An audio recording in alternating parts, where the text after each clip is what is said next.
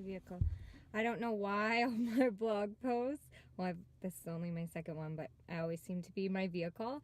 I think I do my best thinking. As soon as I get in my vehicle, I think of everything that I want to say or need to say, or I don't know, maybe I just feel more relaxed in my vehicle. I don't know why. So I'll probably be in in my vehicle most times when I am talking. In this vlog, I kind of show you what's in my fridge, what I eat, kind of meal prep, what that looks like. I also kind of go through one of my cheat nights, and I don't like to call it a cheat night. I like to call it like a refeed or just like a relaxed night, because it's not cheating. It's food, calories in. You're getting those calories in.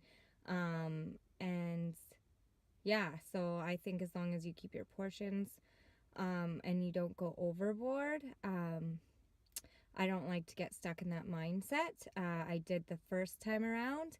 And literally a cheat meal turned into a cheat day, turned into a cheat weekend, and I just craved sugar all the time. And I truly believe that your mindset is everything when it comes to this. So, I guess what I'm taking into it this time is really just learning to feed my body for growth, for fuel, which I need energy, and eating ice cream and cookies doesn't give you energy. It actually drains you of energy. It makes you feel like shit, and your workouts aren't as good, I find. Although sometimes I find when I have pizza the night before, not an excuse to eat pizza all the time, but like those weeks where I'm doing really good and really on point with my nutrition, that one like meal where I've had pizza or I've just had a burger or something like a bit more fattening, I found my workouts to be like, I have way more strength the next day.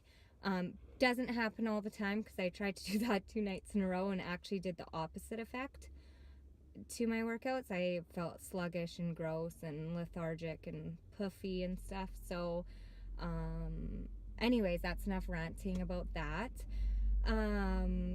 So I'm just gonna kind of show you in this video my food in my pantry, what's in my fridge. It is my second time around, so I'm really trying to I know the things that I did the first time that weren't healthy, mentally, physically, spiritually, and my girls and my husband are the most important thing to me. So I just really want to make sure that I'm still honoring them and loving them, being the best mom that I can, and competing, because competing can get the worst of you. It can change your personality. It can, because I experienced a little bit of that, maybe a lot, if you were to ask my husband, but I did. I truly, looking back now, realize that competing can change you, and it can change your character and your morals and your values, and you really have to stay true to yourself and true to your beliefs and true to your why. Why are you competing? If you don't have a strong why behind it, don't compete yet. It needs to be strong, and it can't just be for aesthetic purposes. If it's just for aesthetics, when you're finished competing, you are just going to be devastated. You are going to be, because your mindset, you have to have something stronger than just changing your body. Your body's going to change. It's almost like being pregnant, but going the opposite way. Your moods are like being pregnant. Your cravings kind of are like being pregnant. Like the other day, I needed to eat something and I didn't have time to eat one of my meals, so I improvised and used my counting my macros. If it fits your macros, so I had rice cakes with the dill pickle rice cakes, and I was putting cucumbers on them, kind of like you would like cheese and crackers, and I thought it was the most delicious thing ever. Actually, I still think it's pretty delicious, but I kind of went off topic. That's kind of like what your cravings are. It reminds me of being pregnant, but this is a choice. Being pregnant's a choice too, to the most part, but your hormones are a little out there. Your body is changing, So you have to learn to enjoy the small changes along the way. You have to learn to know that it's a process, and you have to learn when you're at your peak point, that's not the point that your body naturally should be at all the time. So I'm really learning to be kind to myself, to not get so sidetracked with looking at other competitors. And yeah, it's motivating and inspirational in the beginning, but there comes a point in a time I've realized that that's not helpful. It's hindering my process. It's taking my focus off my goals because I'm focused on what other people look like. And you can't do that because you don't know their history, you don't know their story, you don't know their struggles. So you can't compare yourself to that. Just because a person looks fit and healthy doesn't mean that they are actually healthy, and I've really learned that, and vice versa. Yeah, I'm just gonna be vlogging from now, guys. I'll do some Facebook posts and Instagram posts, but I'm trying not to spend a lot of time on there. I do have fitness people that I look up to and stuff, but even not doing that, because I know what I want. I have a goal, and to have that, you need to have focus, and you cannot be focused if you're looking at other people and their goals. You won't be focused on your own. So that is kind of what I'm going through this week. I kind of experienced a little bit of the ups and the downs in the past little while with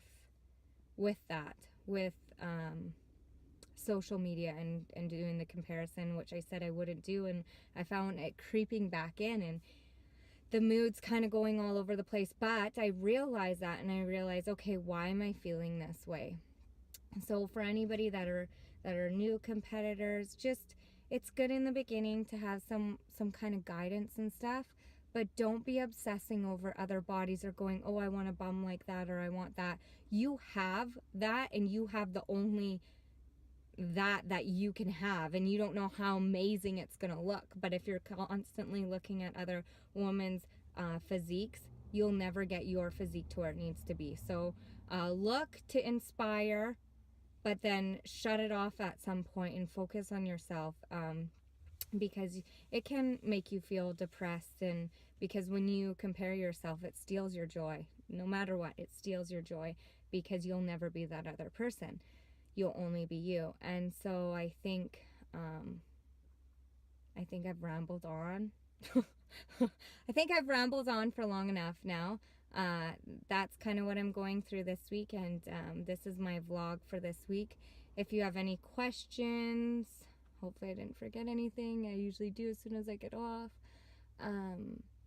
About anything, you can ask me anything. This is my second competition, so I'm not like a pro, but I have gone through it once already, so I know what it's like, and I know what I'm not going to do this time, and I know what I want to do this time, and I know where my focus needs to be this time.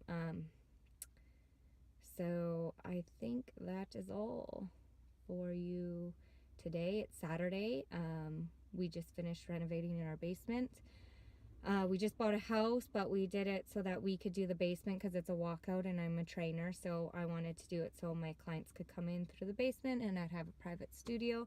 So that's really exciting. I'm really grateful for that. And so I'm going to Fitness Depot to pick up some equipment that's in, just the small stuff, not the big stuff. And that's what I'm doing for today. And then I'm taking my girls to a birthday party. And yeah, last night was my cheat night, or my just like a refeed night. So today we'll be back on key with my eating, and just enjoying this day and enjoying being healthy. Hi everybody. So this week I thought I would show you what's in my fridge. But yeah, I just thought I'd show you what's in my fridge because I get so many questions about food and about how I eat, and so I just thought, what better way to show you than show you what's in my fridge. All right?